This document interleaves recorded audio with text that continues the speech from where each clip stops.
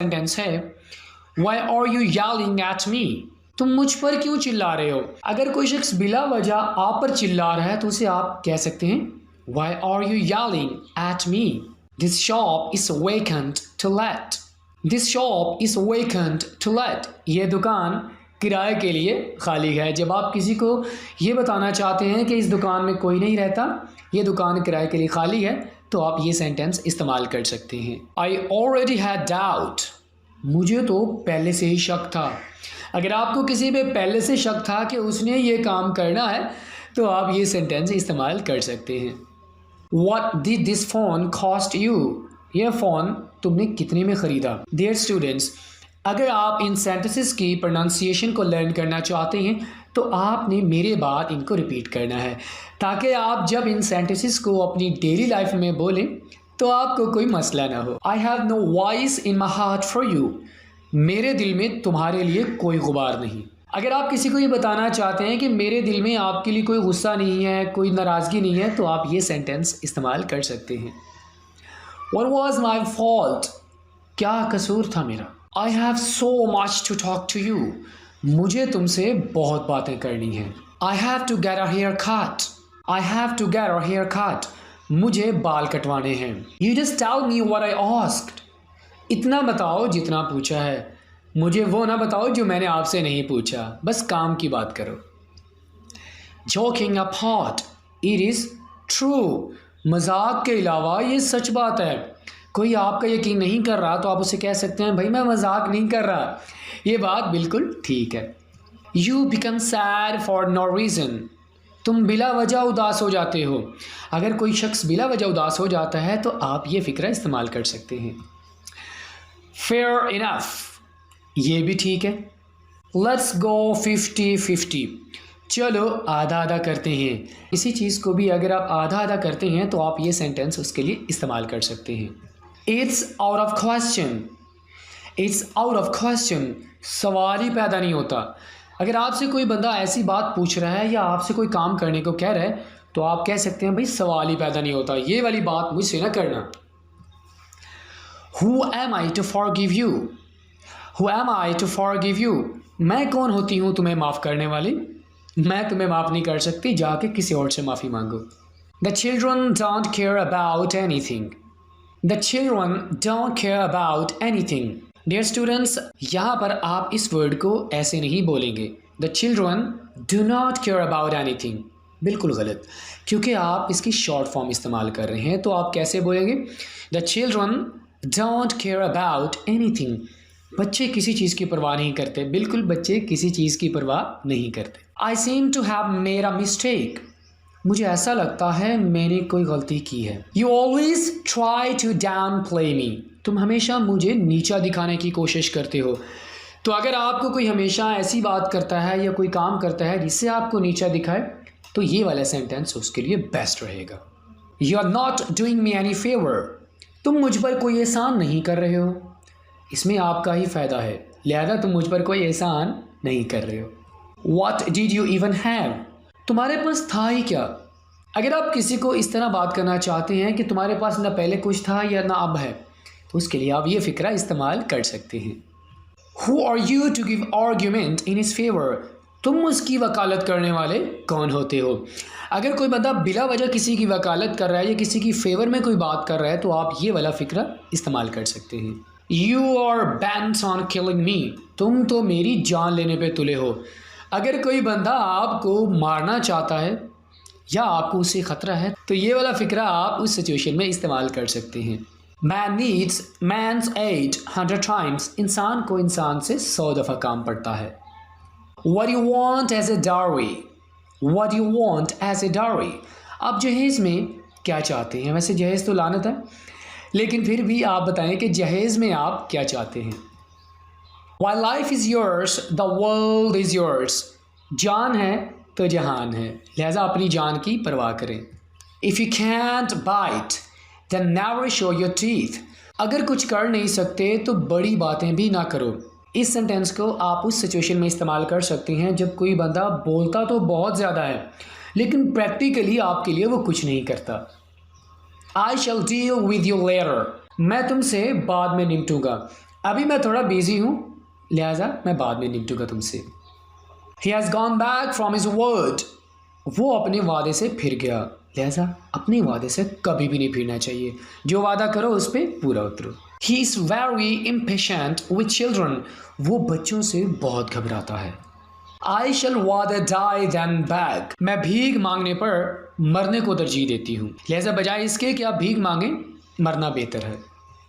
My tooth is aching. मेरा दांत दर्द कर रहा है। He is not home. वो घर पर नहीं है।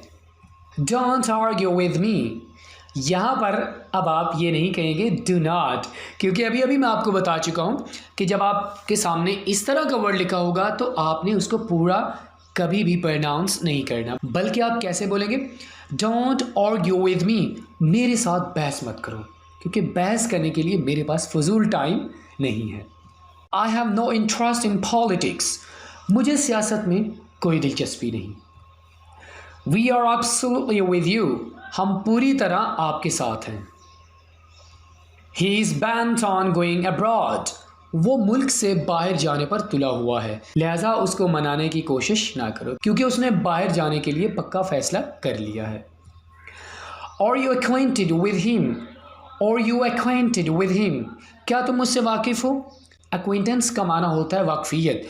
तो अगर आप किसी से पूछना चाहते हैं कि क्या तुम उसको जानते हो या वाकिफ़ हो, तो आप ये वाला सेंटेंस इस्तेमाल कर सकते हैं। Are you acquainted with him? क्या तुम उससे वाकिफ़ हो?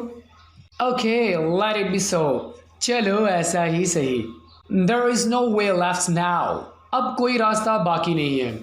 आपके पास दो ऑप्शंस में से कोई ऑप्शन बाकी ना रहे तो आप कह सकते हैं कि अब कोई रास्ता बाकी नहीं है, लिहाजा आप जो करना है वही करेंगे। I could not recall his name. मैंने उसका नाम याद करने की बहुत कोशिश की, मुझे उसका नाम याद ना आ सका। You are a traitor. You are a traitor.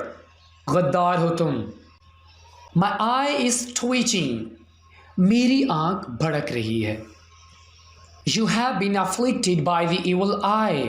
तुमको नज़र लग गई है, लिहाजा अपनी नज़र उतरवाओ। Don't drive me crazy. दिमाग मत पका। अगर कोई बंदा आपको बार बार तंग कर रहा है और आपका दिमाग खा रहा है, उसके लिए ये सबसे बेहतरीन फिक्रा है। Don't drive me crazy. दिमाग मत पका। There is a limit to patience. मेरी बर्दाश्त की एक हद है। अगर कोई बंदा आपको बार बार तंग कर रहा है, आपकी बर्दाश्त से बाहर हो रहा है, उसके लिए आप ये वाला सेंटेंस इस्तेमाल कर सकते हैं। There is a limit to my patience. I feel pity on you. तरस आता है मुझे, लेकिन मैं कुछ कर नहीं सकता। Who would you go with? Who would you go with? किसके साथ जाओगे? What is there to be ashamed of? What is there to be ashamed of? इसमें शर्मिंदा होने वाली क्या बात है? I was just missing you. I was just missing you. तुम्हें याद ही कर रही थी। अगर आप किसी को याद कर रहे थे, फ़ौरन से वो शख्स आ जाए, उसके लिए आप ये फ़िक्रा इस्तेमाल कर सकते हैं। I was chasing the thief. मैं चोर का पीछा कर रहा था। I can understand your helplessness. मैं तुम्हारी मजबूरी समझ सकता हूँ, लेकिन मैं खुद कुछ नहीं कर सकता। You are of no use. तुम किसी काम के नहीं हो, लिहाजा सब कुछ मुझे ही करना पड़ेगा, तुम्हारा कोई फ़ायदा ही नहीं है। Do what you have to do. कर लो जो करना है। कोई अगर आपको धमकी दे रहा है कि मैं तुम्हारे साथ ये कर दूंगा, वो कर दूंगा, उसके लिए आप ये फिक्रा इस्तेमाल कर सकते हैं। Do what you have to do. और आप ये भी कह सकते हैं Do what you want to do. कर लो जो करना है। Let's talk turkey. आओ सीधी तरह बात करते हैं। मैं अब बात को गोल मोल नहीं कर सकती, लिहाजा सीधी तरह इस मामले को डिस्कस करते हैं। Don't try my patience. Don't try my patience. मेरे सब्र का इम्तिहान मत लो। दोस्तों, किसी के भी सब्र का इम्तिहान नहीं लेना चाहिए, क्योंकि अगर सब्र का पैमाना लबरेज हो जाए तो आपको पता है नतीजा कभी भी अच्छा नहीं होता। I didn't mean so. मेरा मतलब ये नहीं था, मैं आपको कभी भी हर्ट नहीं करना चाहता था। You should have regarded his age. You should have regarded his age. तुम्हें उसकी उम्र का लिहाज रखना चाहिए था। बड़ों की उम्र का लिहाज हर हाल में रखना चाहिए, कभी भी उनसे बुरी बात नहीं करनी चाहिए और ना ही उनसे इस तरह का कोई काम करवाना चाहिए। He is just dragging on his days. He is just dragging on his days. वो तो बस अपने दिन पूरे कर रहा है। अगर कोई शख्स बड़ी मुश्किल से अपनी लाइफ को गुजार रहा है तो उसके लिए आप ये फ़िक्रा इस्तेमाल कर सकते हैं। He looks younger than his age. He looks younger than his age. वो अपनी उम्र से छोटा लगता है। You have not done anything so far. तुमने अभी तक कुछ किया ही कहाँ है, लिहाजा ज़्यादा बातें ना करो क्योंकि प्रैक्टिकली तुमने कुछ भी अभी तक नहीं किया।